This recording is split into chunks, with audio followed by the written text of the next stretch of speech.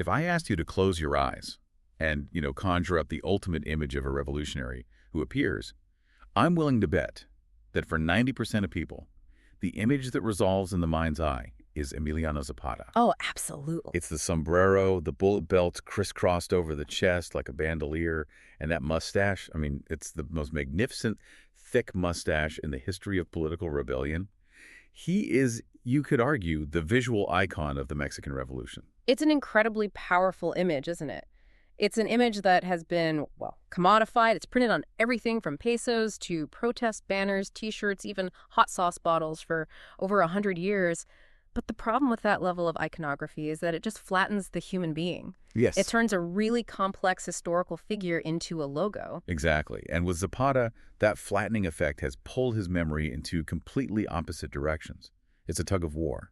Depending on who you ask in 1910, or frankly who you ask today, he was either the Attila of the South, a savage bandit who wanted to burn civilization to the ground. The boogeyman. Or he was the Caudillo of the South, a flawless, saintly hero of the peasantry who could do no wrong. And as is usually the case when you peel back the layers of history, the truth is far more complex, much messier, and significantly more interesting than the caricature. The man behind the mustache wasn't a cartoon character. And that is our mission for this deep dive. We are going to dig into the primary source material, the historical records, the biographies, and even some controversial diaries to unpack the real Emiliano Zapata.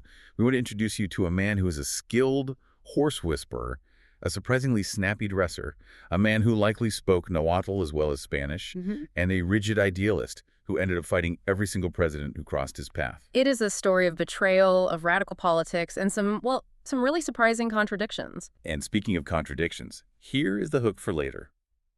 If you think you know the story of the poor, uneducated peasant rising up from the dirt, you're going to be surprised. We're also going to get into some modern controversies regarding his personal life and sexuality that sparked literal riots in Mexico City as recently as 2019. That is a part of the history that often gets glossed over in the textbooks, but the sources on it are fascinating and they really challenge our understanding of the era. So let's start at the beginning. Or rather, let's start by dismantling the myth of the poor peasant. I think the standard pop culture narrative is that Zapata was born into abject poverty, that he was starving, and that hunger is what radicalized him. But when we look at the probate records and the local history of Anenecuilco, that paints a different picture, doesn't it? It really does. To understand Zapata, you have to understand his context. He was born in Anenecuilco, in the state of Morelos, and while this wasn't a wealthy metropolis, the Zapata family were not destitute peons, not at all. They were what you would call rancheros. The records show they were reasonably well off within their rural context. They were, you could say, the rural middle class. I was reading the description of how he dressed before the war broke out. Yeah. This does not sound like a man in rags. The source says he frequently wore a charro outfit.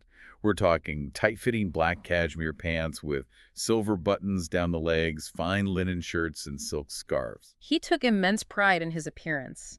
And we have to analyze what that look meant, right? Wearing a charro suit in 1909 wasn't just fashion, it was a statement. Right. He wasn't dressing like the indigenous field laborers in their white cotton pajamas, but he also wasn't dressing like the European-obsessed elite in Mexico City with their French suits. He was signaling a very specific, proud, regional Mexican identity. The sources also mention he wore a Mozoqueña-style spurs.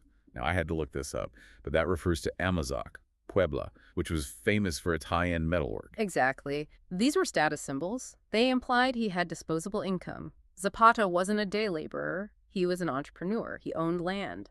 He had a team of mules that he used for a freight business, hauling maize and bricks. He grew watermelons? He grew watermelons as a cash crop, yes. But his real claim to fame, the thing that gave him social capital in the region, was his skill with horses. He was a horse trainer, a famous one. And this leads to one of those historical ironies that feels too scripted to be true. Who was one of his biggest clients before the revolution? This is one of those details that just changes how you view the whole conflict. Before the revolution fully kicked off, Zapata worked as a horse trainer for Ignacio de la Torre y Mier. And for those who might not know the genealogy of the Porfiriado, who was that? Ignacio de la Torre y Mier was the son-in-law of Porfirio Díaz. The dictator. The dictator. The very man Zapata would eventually rise up to overthrow. Zapata was intimately familiar with the regime's family. He spent time in their stables in Mexico City. He saw their world up close. That establishes such an incredible link. It means Zapata wasn't fighting from the outside looking in. He had access. He saw how the other half lived. He saw the sheer opulence of the Diaz inner circle while his neighbors in Morelos were struggling. It really complicates the narrative. He wasn't some naive outsider. He walked between worlds. But despite having some money and status, his identity was rooted in Anenecuilco. And that village is really the main character of this first act. What was happening there that pushed a guy with cashmere pants and silver buttons to become an outlaw? Well, it comes down to two things, land and law. Anenecuilco was this interesting mix of Spanish-speaking mestizo culture and indigenous Nahuatl culture. In fact, there is strong evidence suggesting Zapata was fluent in Nahuatl. Which makes sense if he's bridging these two worlds. But the grievance wasn't just, we are poor, it was, we are being robbed. The global economy plays a role here. The sugar industry in Morelos was booming. Right. To grow sugar, the big haciendas, these massive industrial plantations, needed land and water. So they started a policy of enclosure. They were literally swallowing up independent villages like Anenecuilco. And this wasn't just a riot where people got angry and grabbed pitchforks. They tried to do this the right way first. They absolutely did. And this is a key point. The Zapatista movement started as a legal defense fund. The village elders had titles, deeds to the land. Some of these documents dated back to the colonial era, written in Nahuatl, granting the land to the village by the Spanish crown. I love the image the biography paints here. Zapata is elected president of the village council at age 30, mostly because the elders are too old to make the trek to the courts. And he is literally carrying these ancient, crumbling papers in a tin box to government offices. It's the Mr. Smith goes to Washington moment, but it's tragic. He's trying to say, look, the law says this is ours, and that is the moment that radicalized him. The courts failed. The judges were friends with the hacienda owners.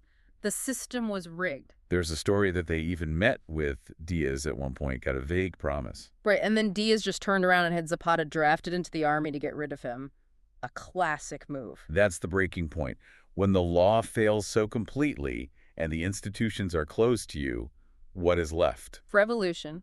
Violence becomes the only remaining tool of negotiation. And that brings us to 1910. The system is cracking. Francisco Madero, who was this wealthy northern landowner, a totally different demographic than Zapata, decides to challenge the dictator Diaz. And Zapata sees an opening. Right. Now, we have to unpack the difference in motivation here because it explains everything that happens later. Madero wants political change. His slogan is effective suffrage, no re-election. He wants democracy. He wants a functioning ballot box. He's a political reformer. Exactly. Zapata. He doesn't care about who sits in the presidential chair. He wants the land back. But he joins Madero because Madero made a specific promise. The Plan of San Luis Potosi. Madero put a clause in Article 3 of that plan promising to return stolen village lands. That was the hook. That was the only reason Zapata mobilized. And the Zapatistas were incredibly effective. The source mentions the 6 days of battle in Cuautla in May 1911. Zapata's forces take the city. This is basically the nail in the coffin for the Diaz dictatorship. Diaz flees to Paris. Madero wins. Mission accomplished, right? If only history were that linear. This is where the story turns into a tragedy of conflicting interests. Madero becomes president, and the very first thing he does is tell Zapata, okay, thanks for the help, now give up your guns. Before giving back the land. Exactly. Before the land is returned, Madero wanted stability. He was a moderate. He called the Zapatistas mere bandits once he didn't need their military strength anymore. He wanted a slow, bureaucratic legal process for land reform. Zapata looked at his armed peasants and knew that if they gave up their rifles, their only leverage, they would never see that land again. There is this chilling quote Zapata sends to the Minister of the Interior during this tension. He warns them, I won't be responsible for the blood that is going to flow if the federal forces remain. He was drawing a line in the sand. Madero crossed it. And in November 1911, Zapata crossed back. He issued the Plan of Ayala. Okay, let's deep dive into the Plan of Ayala. Because this isn't just a press release. This is the Bible of Zapatismo. It fundamentally shifts the nature of the revolution. What was in it? It completely changed the goalposts from political reform to social revolution. First, it declared Madero a traitor and illegitimate. That's step one. But more importantly, it codified the demands. Demand number one, immediate return of all stolen lands. No lawsuits, no waiting. If the village has the title, they take the land, period. And demand number two, nationalization. He wanted to take 1/3 of all the large haciendas, even the ones with legal titles, and expropriate that land to give to poor farmers. 1/3. It was redistribution of wealth on a massive scale. But wait, there was a kicker clause for the stubborn owners, right? There was an enforcement mechanism built in. Oh, absolutely. The plan said that if a plantation owner resisted this redistribution, they would lose everything. Not just the 1/3. Not just the third, all of it. The other 2/3 would be taken as well. It was a scorched earth legal clause. That is bold. It's basically, we could do this the easy way, or we could do this the very hard way. And crucially, the Plan of Ayala invoked Benito Juarez and the liberal reform of the mid-19th century. Zapata was framing his rebellion not as banditry, but as the true continuation of Mexico's liberal history. He was saying, "We are the patriots. You in Mexico City are the traitors." So now Madero is the enemy. But Madero doesn't last long. He gets overthrown and murdered by his own general, Victoriano Huerta, in 1913. A man generally regarded as the villain of the story by almost everyone. Huerta was a brutal alcoholic who wanted to restore the old dictatorship. So now Zapata is fighting Huerta.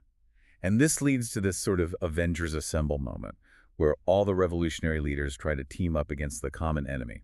You've got Zapata in the south.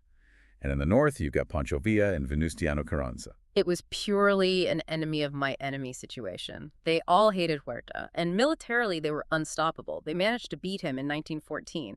But once Huerta was gone, the vacuum of power opened up, and the winners immediately turned on each other. It's the classic problem, isn't it? Winning the war is easy.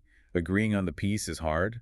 Carranza was an aristocrat, much like Madero, but tougher. He didn't like Zapata, and he certainly didn't like Pancho Villa. Carranza saw them as savages. He saw them as unwashed masses who needed to be controlled. So the Convention of Aguascalientes was held to try and sort this out. It failed miserably. The country split. Carranza on one side, Zapata and Villa on the other. Which brings us to one of the most famous meetings in Mexican history. December 1914. Xochimilco. Zapata meets Pancho Villa. The visual alone is striking. You have Pancho Villa, the loud, boisterous northerner in his military uniform, weighing 200 pounds, laughing. And then Zapata, the quiet, intense southerner in his charro suit, just watching everything with suspicion. The source describes the vibe as awkward but amiable. That is a great description. They're from different worlds. Villa was expansive. He roamed across huge territories. Zapata was intensely local. He was focused almost entirely on Morelos. There's a detail where they are having a banquet and Villa is chugging brandy while Zapata is sipping water because he doesn't trust anyone enough to get drunk. Smart man. But they agreed on one thing. They didn't trust Carranza. They agreed to divide the country's security. Villa would handle the north, Zapata the south.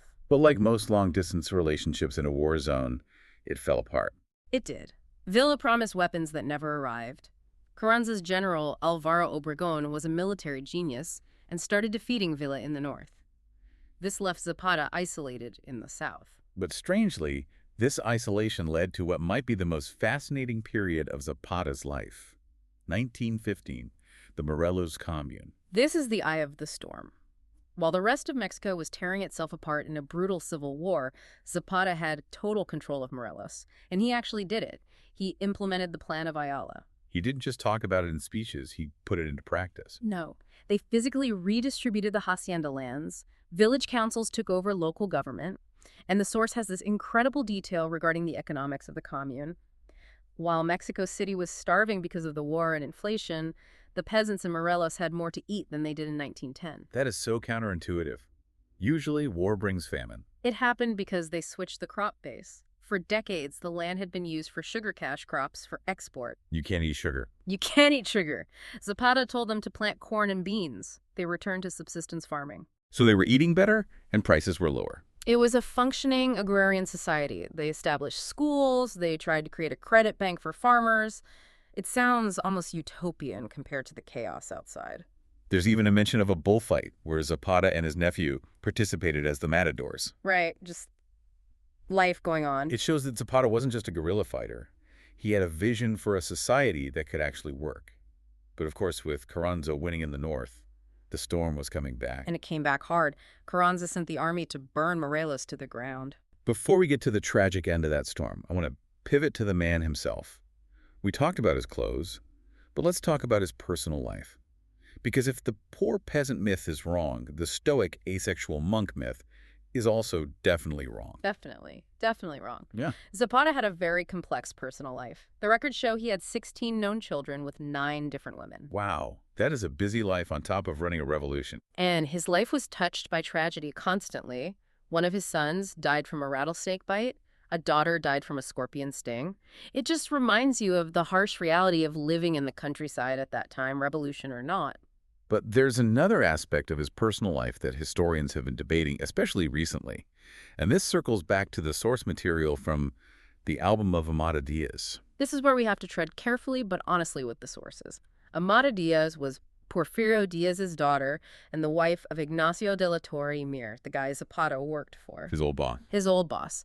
Now, we know Ignacio de la Torre Mier was a closeted homosexual. He was famously part of the Dance of the 41, a scandalous drag ball in Mexico City that was raided by police. And there is an entry in Amada's diary that mentions her husband and Zapata. She writes about seeing her husband and Zapata wallowing in the stables. Wallowing in the stables. That is evocative phrasing.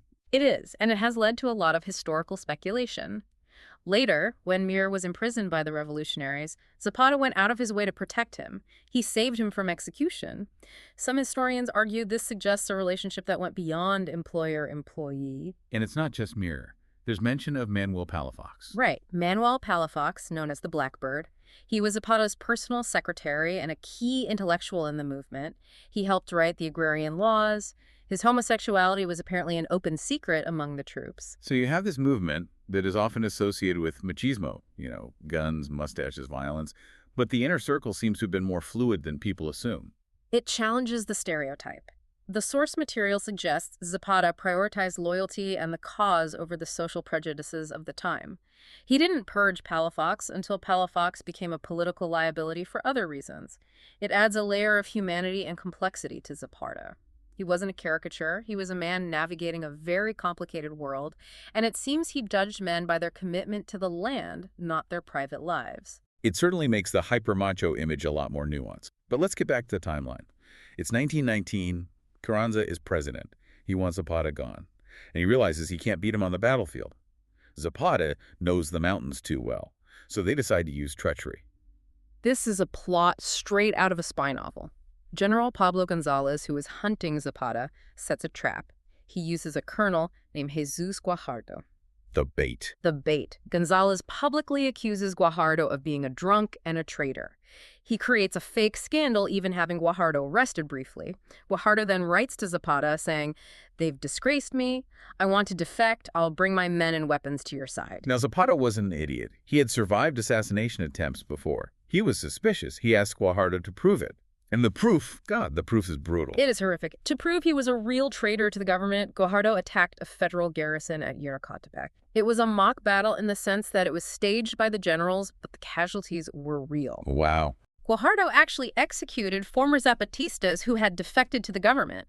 He killed men to prove to Zapata that he was sincere. That is cold-blooded. Yeah. Killing your own side's men just to sell a lie. But it worked. Zapata was convinced. He was. He agreed to a final meeting to welcome Guajardo into the fold. April 10th, 1919. Hacienda de San Juan in Chinameca. Set the scene for us. Zapata rides in with a small escort, about 10 men. He believes he is meeting a new ally who brings fresh troops and ammo. Guajardo's men are lined up inside the walls, ostensibly as an honor guard, ready to salute.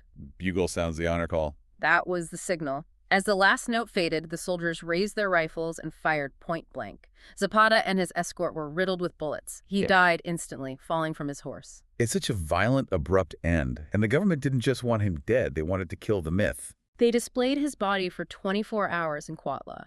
They photographed it from every angle. They even displayed his clothes, that famous charro suit, now bullet-ridden outside a newspaper office in Mexico City. They needed people to see the corpse, to believe the Attila of the South was gone. But, and this is the power of martyrdom, it backfired completely. Instead of ending the movement, it immortalized it. Zapata lives became the rallying cry. People refused to believe he was dead. Rumors spread that the body was a double, that Zapata didn't have a certain mole on his face. They whispered that he had escaped to Arabia or Japan. Or that he was simply up in the mountains, deep in the caves, waiting for the right time to return. Precisely. You can kill the man, but you cannot kill the idea. Let's talk about that idea, the legacy. Because Zapata lost the war, technically. He died. His faction didn't take the capital. But in the long run, did he win? In many ways, yes. Look at the 1917 Constitution, Article 27. That article codifies agrarian reform. It says the land belongs to the nation and those who work it. That is a direct result of Zapata's pressure. The Plan of Ayala is basically baked into the Mexican Constitution. But it took a while to actually happen on the ground. It did. It wasn't until the 1930s, under President Lázaro Cárdenas, that large-scale land redistribution really happened. Cárdenas fulfilled the promise Zapata died for, handing out millions of hectares to the ejidos, the communal lands. And his influence goes beyond laws. I mean, culturally, he is everywhere. We mentioned the EZLN, the Neo-Zapatistas. In 1994, on the day NAFTA went into effect, indigenous people in Chiapas rose up wearing balaclavas, calling themselves Zapatistas. They explicitly link their struggle for indigenous rights and autonomy to Zapata's struggle. And it gets even more spiritual than that. The source mentions Votan Zapata. Yes, this is fascinating. In some indigenous regions, Zapatismo blended with Catholicism and indigenous beliefs. He is worshipped as a sort of reincarnated Mayan deity or a Saint Votan Zapata. He has transcended history to become mythology. And pop culture. Yeah. Rage Against the Machine songs like Calm Like a Bomb, Marlon Brando playing him in Viva Zapata. There is even a fossil reptile named after him, the Zapatodon. A small reptile, but a fierce one, I assume. I would hope so. But we can't talk about his legacy without talking about that 2019 controversy. We hinted at it in the intro, the painting. Ah, yes, the painting titled La Revolución by Fabian Charas. This was part of an exhibition at the Palacio de Bellas Artes to commemorate the centenary of his death. Describe it for the listeners who haven't seen it. It depicts Zapata naked, wearing high heels and a pink sombrero, riding a white horse that is, well, visibly aroused. The pose is effeminate, seductive. And the reaction was not polite art criticism. No, it was explosive.